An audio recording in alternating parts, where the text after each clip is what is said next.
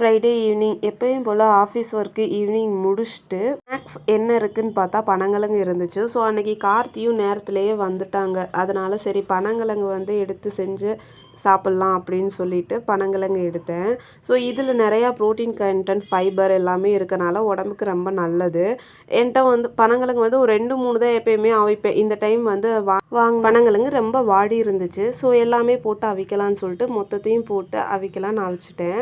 So அன்றைக்கி evening ஃப்ரைடேனால சாமி கும்பிடணும்னு சொல்லிட்டு விளக்கேற்றி சாமி கும்பிட்டு முடிச்சிட்டேன். முடிச்சுட்டு உடனே பார்த்தா பனங்கிழங்கு வந்து வெந்துருச்சு. ஸோ அதை எடுத்து வச்சு சாப்பிட்டோம்.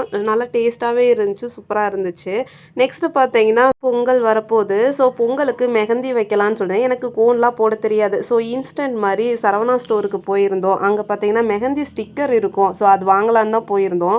வாங்க போனது ஒரு ஸ்டிக்கர் தான். ஆனால் வந்து எல்லா இடத்தையும் பார்த்தீங்கன்னா நான் போய் விசிட் பண்ணி பார்த்துட்டேன். சூப்பராக இருந்துச்சு. பொங்கல் டெக்கரேஷன்லாம் சூப்பராக பண்ணியிருந்தாங்க சரவணா ஸ்டோரில்.